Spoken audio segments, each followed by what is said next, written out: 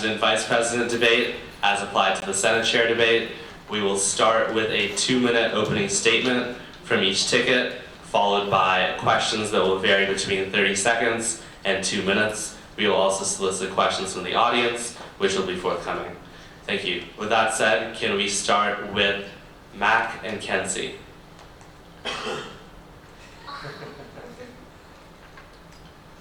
All right, thanks for having me. I want to read a quick statement from Kenzie. Unfortunately, she's not going to be able to be here today.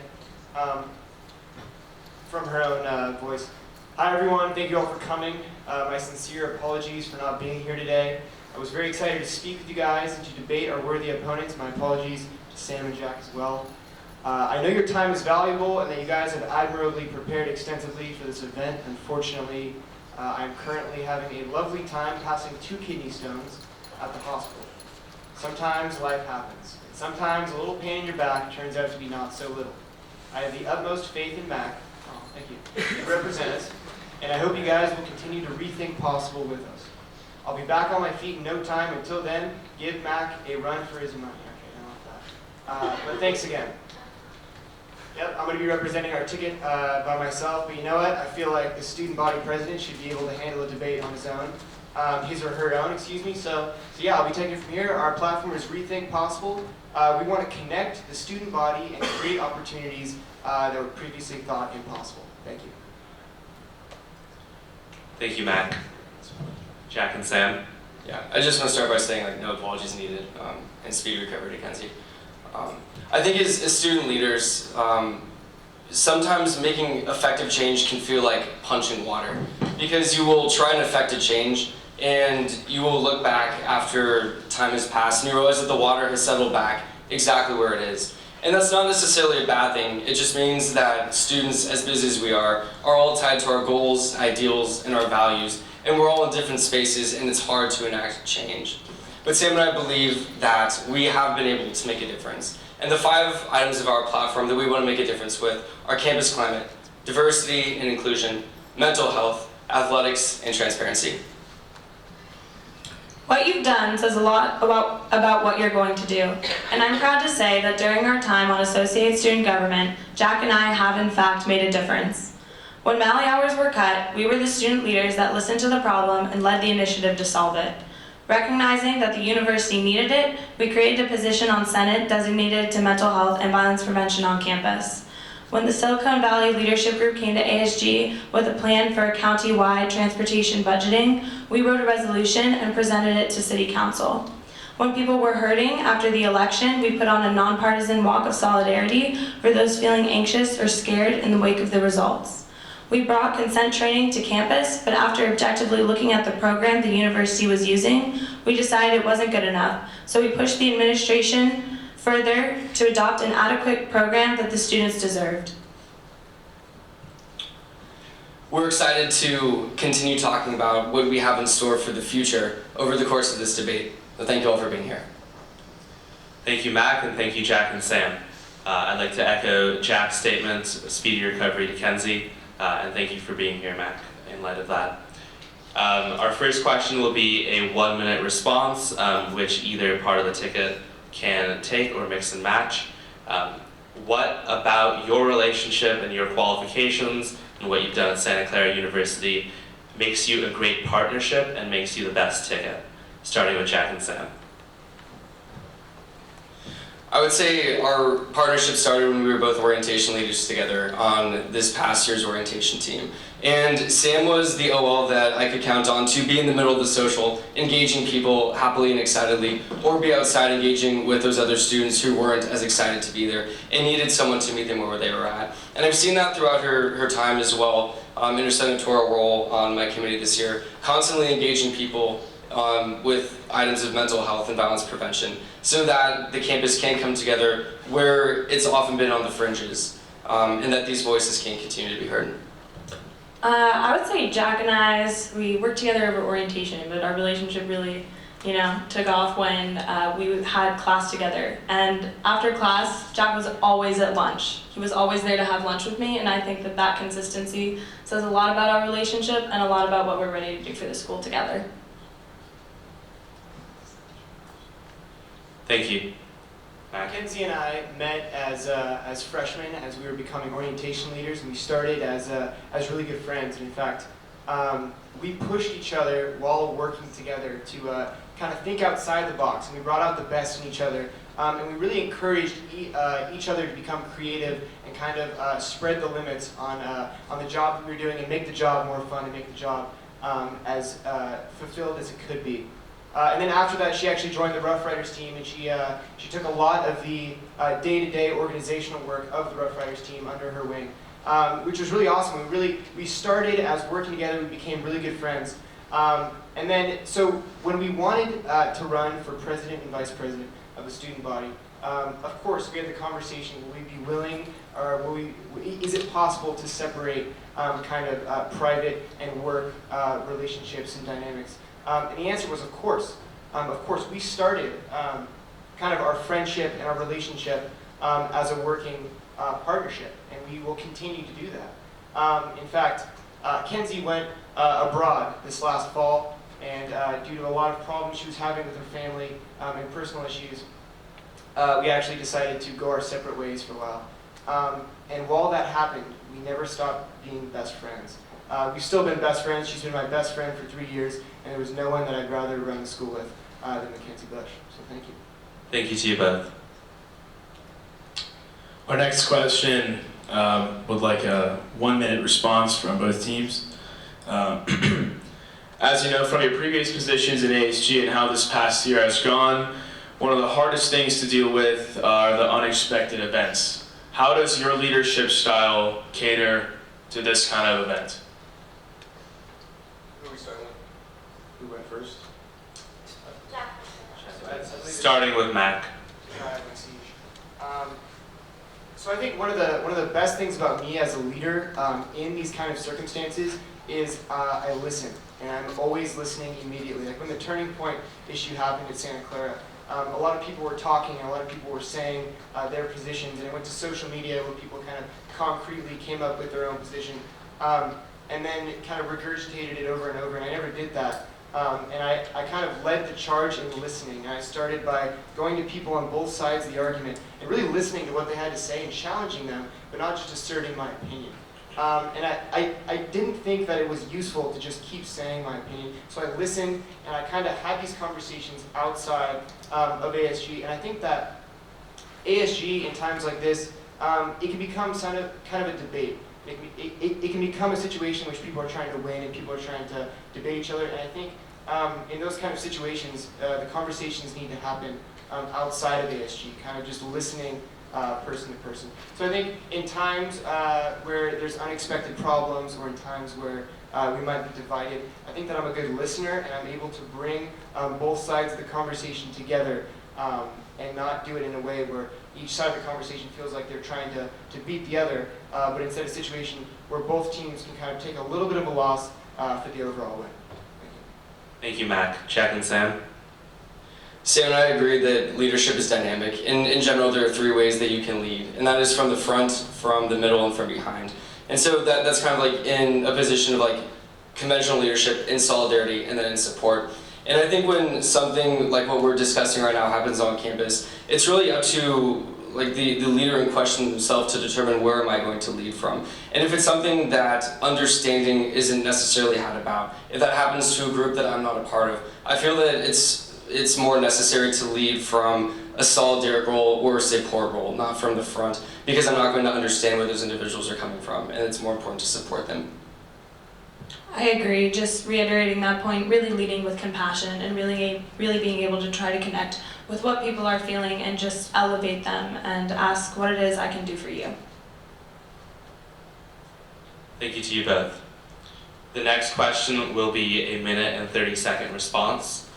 The steering committee of the Sustaining Excellence Project just came out with over 200 suggestions to improve the university and sustain our budget and our culture of academic excellence.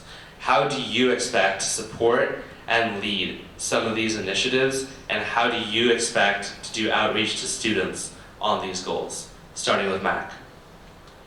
I just started the other one. I'm happy to start. My apologies. Starting with Jack and Sam. One of the duties of the vice president is actually to appoint students to different task forces and committees, and that is one of the points of the Sustaining Excellence. It created task forces and committees to address various issues on campus.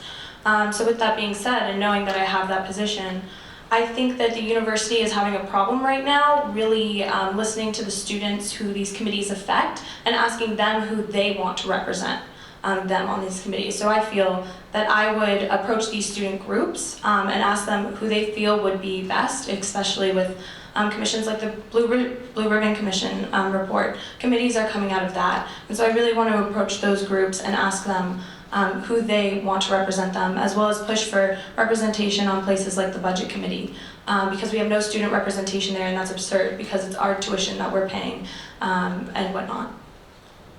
And I would like to add to that communications development, one of the branches of ASG, is looking at undergoing some changes in this coming year. And something that Sam and I are really excited about is looking at kind of like a spotlight, like a campus spotlight on different positions, both those held by faculty and administrators and students as well, to see like what they actually do and what they're planning on doing. And that goes along the lines of like the transparency clause that we have in our platform. So seeing like what they plan to do with these funds that are like constituent of all of our wants and desires, and then ensuring that those are like their ideas are being properly displayed for all of us to give feedback to. Thank you. Mac? I think the first red flag that jumps out to me is that it's kind of them telling us what we want, and it's kind of them dictating the future, and I don't think that's right. I mean, we're the ones paying tuition. They should be kind of adapting to what we want, and so they have a lot of plans and a lot of kind of commissions going out, and I think we should have our own plan. We should have our own 2020 plan. I say 2020 plan because the administration has their own, and I think we should figure out, as a student body, we should come together and figure out what our goals are for the next few years and what our long-term plan is, so that while the school gives their long-term plan, we're not just going to jump through their hoop, we're also going to give our own long-term plan. And how do we come up with this? How do we come up with such a 2020 plan? I think we should have more town halls, increasing transparency, and kind of getting people to come to ASG in big forums so we can get it all out in the open. I don't think that committees and commissions are really as effective as they could be. And I think we should get more town halls, listen to more voices, have that conversation in daylight, and kind of get things going in that way. So, yeah. Thank you to both tickets. To the audience, feel free to join us up here if you would like.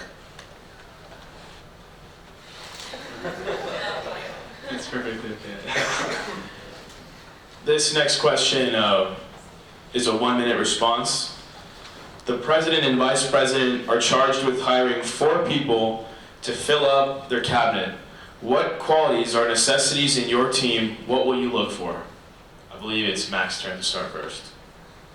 I think this is a great question because I've been in this position. When I joined Rough Riders freshman year, it was about 12 people. And what I realized when I joined is that a lot of those people weren't ready to kind of change and make big sweeping changes in Rough Riders, and they weren't willing to rethink possible. But anyway, they weren't willing to kind of defy what was expected as far as accomplishment. So what I did is I really just kind of gave them an ultimatum. I was like, hey, I want to make a revolution here, and I want to get sports to be an integral part of the Santa Clara experience. If you're not okay with that, I have no hard feelings, but I'm going to have to ask that we go our separate ways. And actually, we cut that team down to 4 and rebuilt it to 30. And as I was kind of looking for people, I asked them, I kind of gave them my dream of Santa Clara, for athletics at Santa Clara, and I kind of said, are you willing? Do you think that's realistic? Do you think that is genuinely realistic? Are you ready to not take no for an answer? Are you ready to, do you want to join this for the cause, not for the resume, not for the job title, but do you want to do this because you're willing to make that change? And I think I'm willing to kind of figure that out and keep that emotion going, keep that motivation going. So how would I get people to follow me, or how would I get people to join the team, or what would I look for? I would look for 1, they're able to listen. 2, they're in it for the right reasons, and 3, they're willing to have fun while they do it. Thank you. Thank you, Mac. Sticking to the idea of 4, I'll give 2, and Sam will give 2. So I'd say the first one is humility. In any sort of leadership role, it's more service, I would say, than it is leadership because it's in service to the student body. So humility in that it's not about us, it's about the students we're serving. And then patience. After spending 3 years in ASG and then 2 years in orientation as well, I know that university proceedings move slowly. And it takes patience to work with the university and to work with each other as well. The 2 I would pick are probably tenacity. Hard work ethic is something that's really important to me, and that's something that you definitely need if you want to get things done at this school, because you're constantly pushing the administration to get done the things you want to see get done. And then the second one is passion. If you're not passionate about what you're doing, you're not going to do it well. That's something I learned real quick in college. So I definitely want to see some passion on our board. Thank you. The next question will also be a 1-minute response. What does diversity and inclusion mean to you? How will you support diversity and inclusion initiatives? Starting with Jack and Sam. So diversity and inclusion is one of the 5 pillars of our platform. And first I want to make it clear that diversity and inclusion is something that should be co-opted and always should be co-opted, because no one is ever going to understand where anyone else except really themselves is coming from. Because what makes up diversity in someone's culture is contingent on all of their life experiences. But I think really more than anything in this coming year that hasn't been done in years previous is co-opting events and not seeking credit for events that MCC puts on if AHG is supporting it, if campus ministry is putting on an event and then SCAP is supporting it. Making sure that those events are co-opted and everyone is supporting each other rather than trying to take credit and own these events for themselves, because everyone progresses better when we're working together. I would also say that just understanding the root of where people are coming from on this issue. A lot of people, when it comes to this issue, they're just tired. They're tired of these promises the university keeps making in terms of diversity and inclusion and not seeing them follow through with them. So knowing that, we really want to push forward and make these promises that the university has made happen. Thank you. Mac? Well, first and foremost, I want to meet with leaders of these groups and kind of get a feel for kind of the history and kind of the current situation of these groups, and really listen to them and not come up with my own solutions, but really work with them to see how I can use kind of the position of student body president to assist these groups. Next, I want to bring these voices to the real power. I don't want to have committees be the form, or ASG senators be the form of power that these groups are reaching out to. I want to get these groups FaceTime with the Board of Trustees and the administration. Go to where the real money's moving around and really make it known that the student body president is going to stand by that and is going to push that and not going to relent on that. Also, I think orientation is a great time for these silence groups to be able to have FaceTime and really show their resources and let people know what the Santa Clara student body is all about. And I think it should start at orientation, and I think it should continue with the position of student body president, kind of keeping these groups at the top of the conversation. Thank you to you both. This question specifically catered to the presidential candidates, Mac and Jack. With your presidential position, you have the opportunity to meet with Father Eng and the Board of Trustees. If you had to pick one, what's one main problem you would like to bring forward and see solved? Well, there's a lot of different problems. Well, first I would use kind of my position and kind of my that sort of power to let silence groups convey their message to the Board of Trustees. And I would let that, I would relinquish that power for that reason. But if I had to do something myself and I had to come up with one concrete idea, it would be giving engineers patents to their ideas.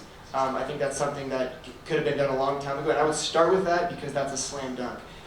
The administration and the Board of Trustees care about headlines, and this makes a really good headline for them if they give us the patents to our ideas. For instance, right now, seniors don't get senior design projects within the engineering school, don't get the patents to their ideas. So they might come up with a really good idea, but the school owns 100% of the intellectual property. And the school doesn't have a division devoted to making that a business, so the ideas just fall flat. So that means that when engineers graduate out of college, they're kind of stalling, they're trying to come up with a new idea, even though they've spent so much time already coming up with an idea. We should do what Stanford does, and we should, the university should retain 10% equity of any idea it came up with on their campus, and having used resources of Santa Clara's for that idea. Stanford does that, and they've had a ton of success. One of their first ones, I don't know if you've heard of it, Google maybe, 10% of $10 billion is probably a lot of money, and that's all going to Stanford. And I think we should be comparing ourselves to Stanford, by the way, because we've been around as long as Stanford. And they're the #1 school in the world, and we're getting there. We should keep going. That's a little bit of a tangent, though. But #1, use my power for silence groups. #2, engineers their paths. Thank you, Mac. Jack and Sam, we apologize for not iterating this. It's a minute 30 response. You were perfect. I'm sorry, just Jack. Minute 30. So right now I'm currently the CYC chair, and that's Korean Universities and Issues, and that's a committee within the Senate. And I would say that the biggest issue facing the community right now is not being taken seriously by administration, specifically when it comes to requests for change, and like requests that have been asked for a very long time. And what I mean to say is, like, Unity for instance, came up with a document with 36 different like demands of the university, and those were very well flushed out. They were then looked at by a blue ribbon commission who passed some more points along to a steering committee that now has it. And throughout this entire process, students within Unity 4 have felt like there hasn't been a lot of explanation as to why it's taking so long and why nothing is really getting accomplished during this time, because it's been about 2 years since this group was formed. And a lot of this anger and frustration is directed at the top, at Provost Jacobs, at Father Hing. But I think that it goes further than just those two, and it really touches everyone who cares about the issue. So making those SU spotlights that we were talking about, and really getting the answers to these questions: why is it taking so long? Why is nothing happening? What can we do more? And taking that to these high administrators and to the trustees, so that everyone feels that there is accountability both ways, and that when you make a suggestion, it isn't in complete vain. Thank you to you both. Over the past 4 years, there have been a number of tensions between the city, the neighbors, and the students. Most recently, we saw 2 ordinance attempts in City Hall to try to create a university district where a different form of regulation could be applied to policing students. We have seen also a number of other initiatives in the positive direction that we have enacted in our time on student government. What is your view on neighborhood-university relations, and what would you do specifically to bridge the gap between the students and the neighbors? Starting with Jack and Sam. Time is 1 minute and 30 seconds. So right now, university neighborhood relations, I think, are the best that they've been since we've been students at Santa Clara. And one thing we do is Red Cup Pickup that CYC puts on. We put trash cans into the neighborhood. We're looking at putting stop signs into the neighborhood as well. And we're just, in general, being better neighbors. But there are 2 things that we're looking at. The first one is subsidizing parking for students who are off campus, to get some of those cars off the street and put them into parking lots, so that they're not constantly getting ticketed and just upsetting the neighbors in the surrounding communities when you can't get to your house because there's a line of cars 5 miles down the street. And the second thing is analyzing what off-campus Greek life and what their role specifically plays into the off-campus climate. And right now, I don't think that we're ready to re-affiliate with the university. And Sam and I share this view. But interfraternal councils could be made so that there's accountability, risk management, and a general sense of cooperation among the fraternities, so that somewhere down the line they could possibly be reintegrated and have that full accountability with the university. Thank you. Mac? I'd like to begin by saying that I would agree that off-campus relations with the neighborhood is at an all-time high. I think that at this point we've kind of figured out kind of how to get closer towards being in a symbiotic environment, and I think there's a lot of elements pushing back against that are kind of starting to work with us a little bit better. For instance, a lot of the people that own property right off campus don't like living next to a college, which blows my mind because their property value has surely tripled in the last few years. But no, they want to live right next to a campus and complain about it. But anyway, we should be having conversations with them. I should be going out to them specifically saying, hey, if you want change to happen, let's have this conversation. Let's get you talking to the students and let's not kind of operate through systems. Let's get a conversation going. I think we also need to speak to the middle school that's right next to campus. Because I know that middle school, the cops to that middle school are very reactionary. So for instance, there's a PTA meeting and the parents say, hey, there's kids parking their cars right next to our middle school. Again, blows my mind. But anyway, they're saying kids are like, Santa Clara students are parking their cars right next to the elementary school. And so they come by and they chalk all the tires of the cars. They've been doing this recently.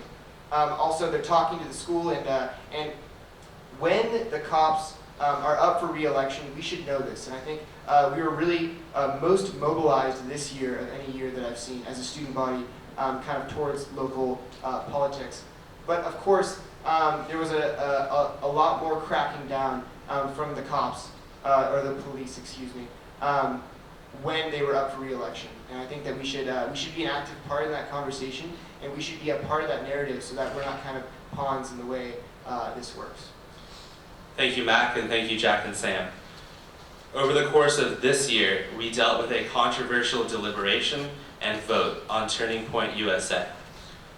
In your tenure as student body president and vice president for next year, how would you deal with a similarly controversial event, and how would you communicate with your constituents on the mode of our decision-making process and where we're going next following a controversial event? Starting with Mac.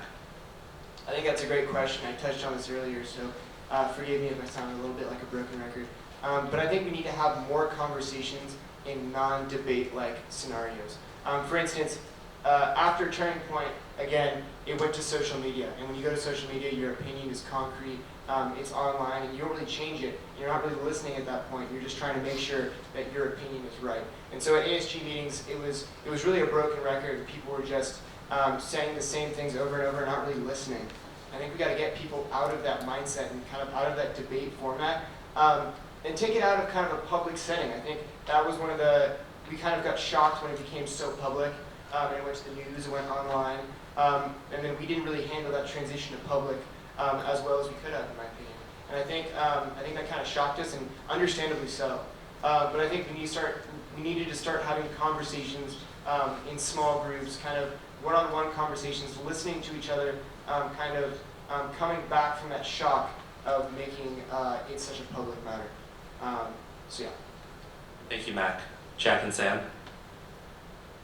I think something that happened this time that Jack and I did that was really great was we actually wrote the majority and minority opinions for the Turning Point USA decision, which I think was great because it kind of gave the student body some insight into what we were thinking and the thought process and logical processes that went on behind the makings of each side, because when it blew up over social media, I think a lot of that got lost in translation, especially for the students.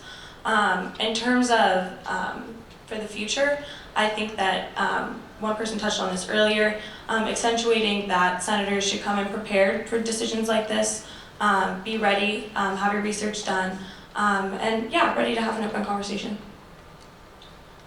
Yeah, I think that this year we've seen more controversial like legislation events and happenings around campus than we have in years past. And we weren't necessarily as ready for it as a student government as we could be, but we know now and we can like learn from those mistakes that we've made in the past. And I would agree, and I would say the biggest thing that we can do is meet the constituents before and encourage them to attend our meetings, because every meeting we have is an open meeting. And it was really emotionally charged, but it was also a really fruitful meeting when we had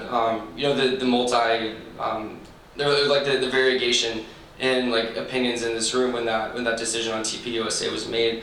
And so as long as everyone is giving their input and being heard, that's really democracy like operating at its finest, and that's what like student government is supposed to be. And so I would encourage that sort of participation all the time.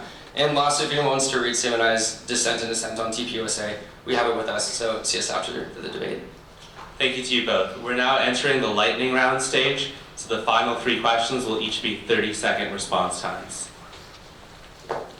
With that being said, the first question is, the community development branch is most likely, like very, very most likely, going to lose 2 big events, senior night and senior ball. What do you think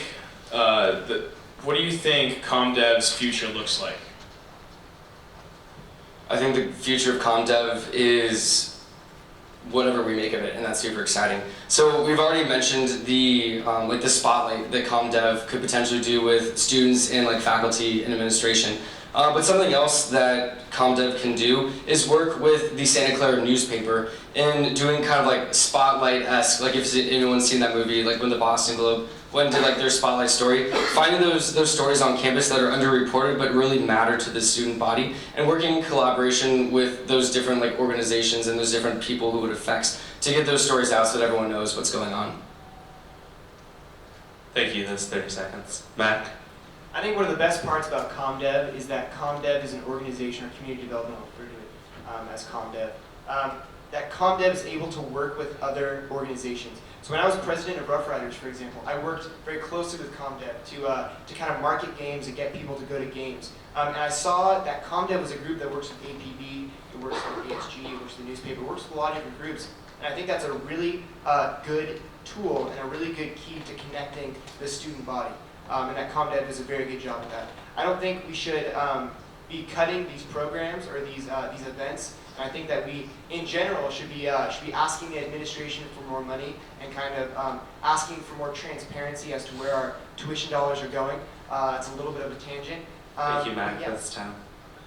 A paraphrased question from the audience, another 30-second response. Given that both of your platforms are based, at least in part, on diversity and inclusion, how would you use your positions to support and uplift Unity 4 and MCC initiatives? Starting with Mac.